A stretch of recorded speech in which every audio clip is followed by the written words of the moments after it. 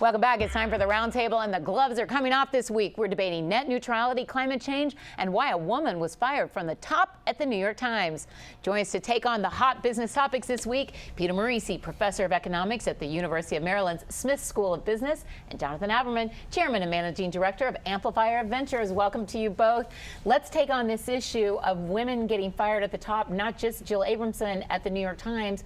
Bosses saying there were management issues, other people saying, let's just call a spade a spade. She was difficult. She was a difficult woman, but also the head of Lamont, a woman who was said to be difficult. Are we seeing a trend here? Can women not be difficult and be at the top, Jonathan? Not be difficult at the top. Two things. First of all, I fired many CEOs, sadly, as part of my job as venture capitalist. You never know the true story about why somebody's been fired. True.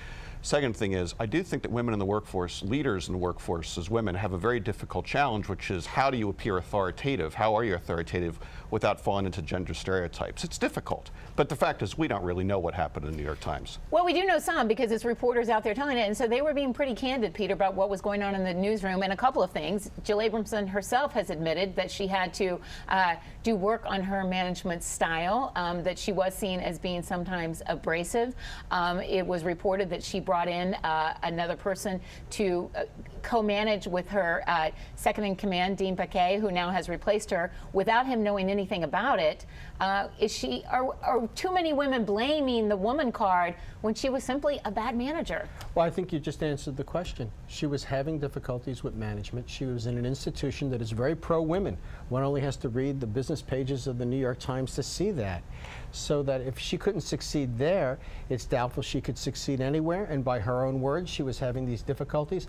I think women are making a mistake by crying foul on this one because it sounds disingenuous. Well, I have to say, she didn't bring to the job some of the qualities that people like in some women managers, where they want someone who's a team builder, a consensus builder, more nurturing. I like that kind of a manager, but I will say there are plenty of men who also lack those qualities and get to keep their jobs at the top. And I like that you say the New York Times are pro-women, but they have a long history. They had some major lawsuits for not letting women rise to the top in both management and reporting. So they may say it in their reporting pages, but they may not always carry it out in their executive branches. You revealed something there, as you described leadership style. We need to really appreciate that women and men should be evaluated equally on how they approach the job. And I say if you're not a team builder, you should be fired. If it's not all coming together, but you should be fired as a man and a woman if you can't. Well, the thing is that managing in a newspaper or a university, you have a lot of tension, a lot of egos, personalities with enthusiastic appraisals of their contributions. And so, you know, I've seen people who are very authoritarian, very bossy and so forth, be leaders that are loved because they get things done. And I've seen team builders viewed as ineffective. Very true. So I think that we're talking, the question is often the case to be a CEO is, do you have the X factor?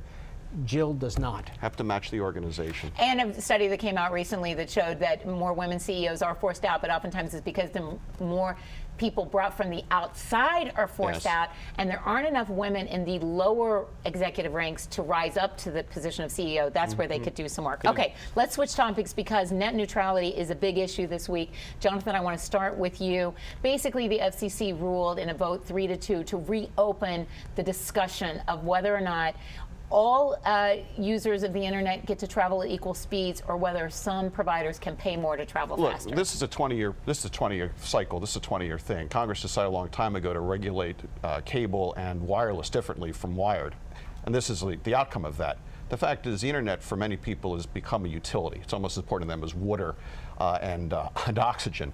And this ruling raises the possibility that the ISPs, the internet providers, will be able to discriminate on the basis of who can pay for access, who meaning the providers, the content.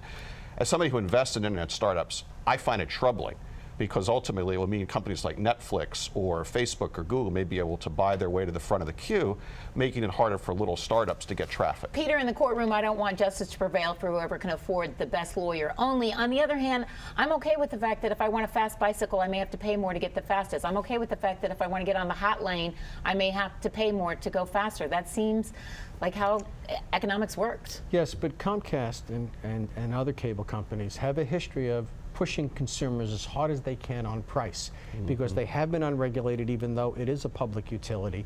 And as a consequence, I'm not comfortable with giving them the power to adequately price the fast lane. We didn't allow enough time for this topic, so we're going to have to do it again in the future, but it's going to be debated many times. Climate change. President Obama has a task force that's meeting this week in Iowa to try and discuss what we do. Peter, I hate to do this to you, but 15 seconds, you've written this week that you think let the market decide. I can't say I agree with you, but make your argument. I didn't say let the market decide. I said that there's very little the United States can do without China's cooperation. And without China's cooperation, we'd be better off focusing our attention on mitigating the effects of climate change than trying to halt it, because we can't by ourselves. Jonathan Aberman, didn't save time for you to get the last response, but we will have this debate again. Thank you both, and we'll be right back. Stay with us.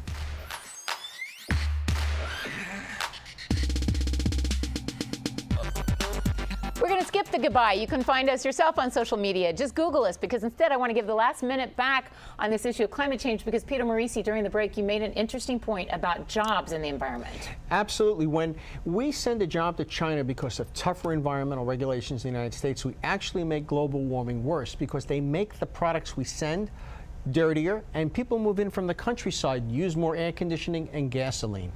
Jonathan Aberman, an interesting point, but it's also hard to say we shouldn't do anything because we'll simply lose jobs. I still feel like we should try and do something and pressure China more. The reality of our economy is that we succeed best when we take on new challenges and grow new industries. And climate change is going to create enormous opportunities to create new businesses, believe it or not.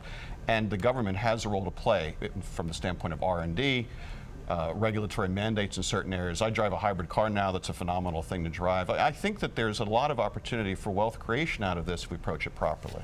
Good argument, one to be continued. Thank you for joining us this week. And next week, former Hewlett-Packard CEO Carly Fiorina. Join us.